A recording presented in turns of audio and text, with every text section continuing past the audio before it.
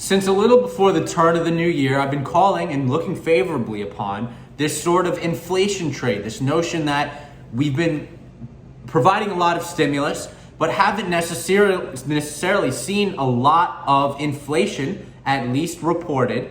And the stocks most heavily correlated to inflation have actually been the most depressed recently.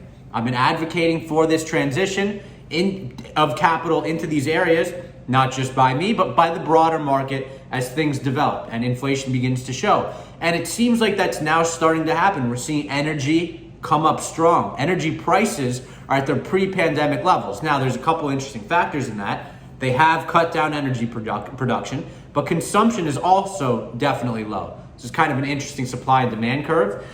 But I remain bullish on energy in the medium term because I think demand will continue to rise as reopening happens, but supply is constricted. And it seems like the U.S. current administration wants to restrict oil production further. So we'll see what happens with that. But as this inflation picture begins to come, it seems to be worrying people who were previously talking about different things.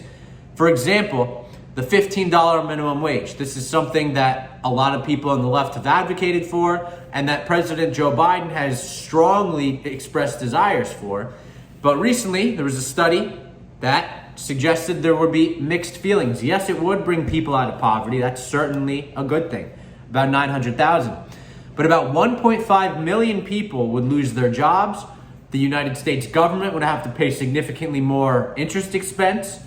And there were a lot of downsides to this. So in fear of what a rising minimum wage would cause, one of which is inflation, because this is the last thing we need to see real inflation, upward wage pressure, Joe Biden has said that he's going to walk back, and it's not going to be part of this bill, walk back the $15 minimum wage.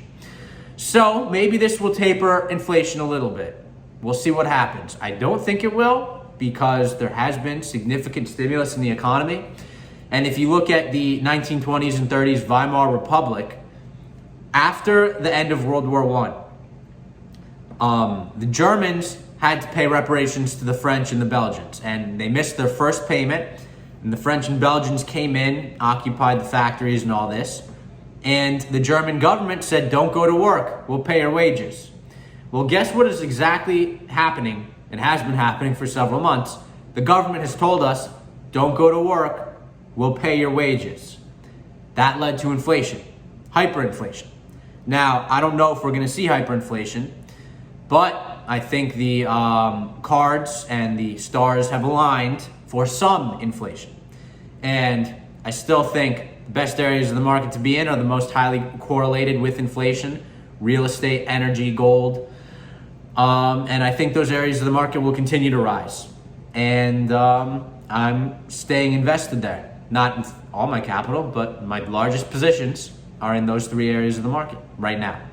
I still love my CRISPR stuff, but this area presents meaningful value for the price. So we will see what happens as things develop. Tesla buying Bitcoin is a further,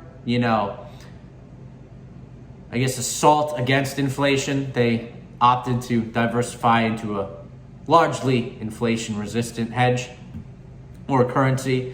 This gives significant validity to Bitcoin. Now it can at least be used to buy a Tesla because they're also accepting payment for it, which is monstrous. So this is huge.